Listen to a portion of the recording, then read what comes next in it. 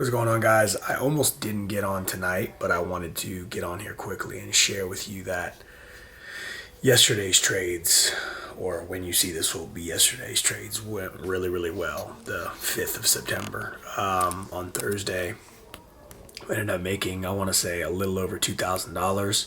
So the account is currently at 306.97. So we're almost past the drawdown, where that then comes off and we can just focus on obviously getting to that payout and making money. So I will be waiting patiently.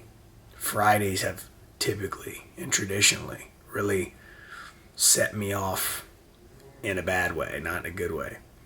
And so it may just be one of my things that just become a part of my rules, that Friday I either just stay on the sideline because I don't need to force anything, and I definitely don't want to go into the weekend with a mindset of I'm at 304, I'm at 303, I'm at 302, I'm at 301, God forbid. You know what I'm saying? That's 5K that I'm losing. That's just unnecessary. And not only that, because the drawdown's still there, I would only have roughly $1,500 left or $2,000 left to lose until I lose the entire account. So just even by me talking to you now, I almost am convincing myself of just like leaving the market alone tomorrow. We've got news tomorrow. It's really not worth jumping in anything and forcing a trade. But I did want to jump on here and just let you know that it went really well. We are at, again, I have the trade of eight right here, so I'll tell you exactly what it is. Give me a minute. It's logging in.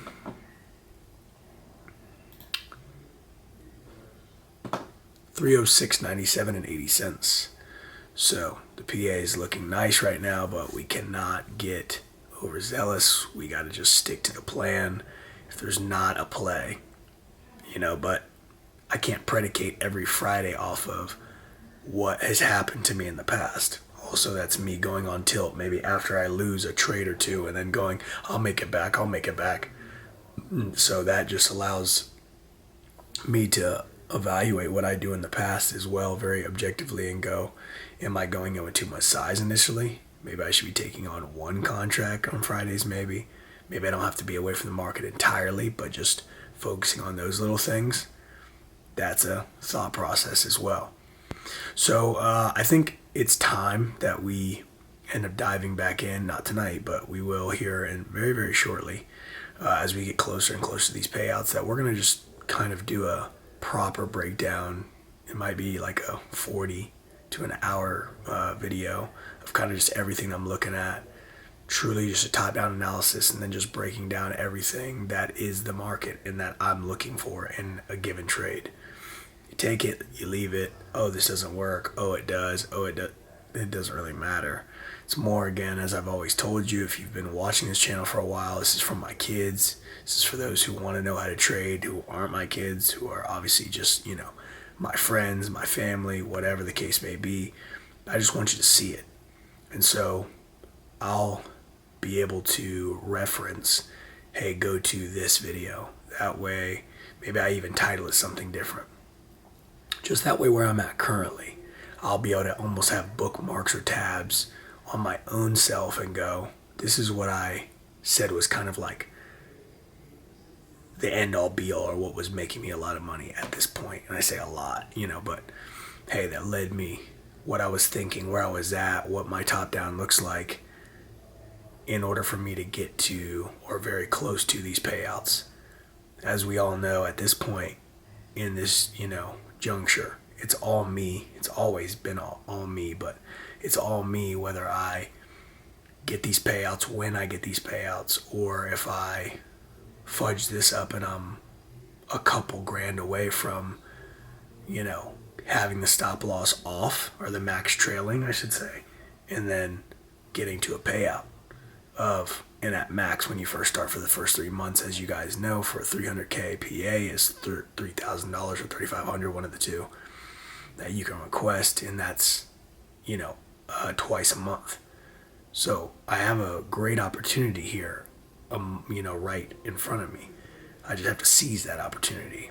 So I just want to jump on today, guys, and just talk to you about that we are going to be jumping on a video here very soon about that. I think it's super important. I think it's really good for my kids and for you guys to see. to be clear, for those who are new to the channel, I don't have kids. This is for them one day when they watch this, and instead of me talking about this is what I did, or this is the grind, and this is what it took, and I made money in accounts, and I blew money in accounts, what better way than just to cut on the camera and show them, you know? And so I wish I was able to cut the camera on through my high school days and be able to show them what it was like to go through my football career, you know, from high school to college to the NFL. But unfortunately, I didn't have a camera crew with me or anything like that, and you know, it just wasn't on the top of mind. So this is the career that I've chosen to, you know, follow and or, you know, go down in conjunction with the personal training. And so I love this. You know what I'm saying? I've fallen in love with this craft, and I want my kids to see that.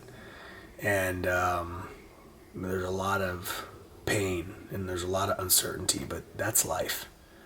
And so that if there's anything they get out of this, even if they decide to become a lawyer or become a doctor or whatever, you know, they take over for their mom and they want to be in, you know, in just, you know, the medical, you know what I'm saying, and in the hospital. Well, either way, I want them to know that nothing comes easy. It takes commitment, it takes sacrifice, it takes grind, it takes, you know, grit. But you can do anything and you can achieve anything you put your mind to, truly, you know. And that's not this hocus pocus, like I'm just trying to tell you that I should be saying that, and so because it sounds good for my kids, I'm telling you that because that's the truth. So let's just dive into the word here quickly. This is a quick one, and then we'll go ahead and sign out. We'll be out of here in less than 10 minutes. Jonah's evidence. Later, a few religious scholars and Pharisees got to him. Teacher, we want to see your credentials. Give us some hard evidence that God is this. How about a miracle? Jesus said, you're looking for proof, but you're looking for the wrong kind. All you want is something to tilly-tally your curiosity, satisfy your lust for miracles. The only proof you're going to get is what looks like the absence of proof. Jonah's evidence. Like Jonah, 3 days and nights in the fish's belly, the Son of Man will be gone 3 days and nights in a deep grave. On Judgment Day, the Ninevites will stand up and give evidence that will condemn that generation. Because when Jonah preached to them, they changed their lives. A far greater preacher than Jonah is here, and you squabble about proofs. On Judgment Day, the Queen Sheba will come forward and bring evidence that will condemn the generation because she traveled far from a far corner of the earth to listen to the wise Solomon. Wisdom far greater than Solomon is right in front of you, and you quibble over evidence. When a defiling evil spirit is expelled from someone, it drifts along through the desert looking for an oasis. Some unsuspecting soul it can bedevil. When it doesn't find anyone, it says, I'll go back to my old haunt. On return, it finds the person spotlessly clean, but vacant. It then runs out and round up 7 other spirits more evil than itself, and then all move in.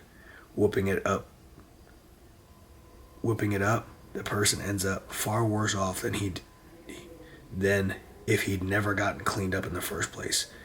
That's what this generation is like. You may think you have cleaned out the junk from your lives and gotten ready for God, but you weren't hospitable to my kingdom's message, and now all the devils are moving back in.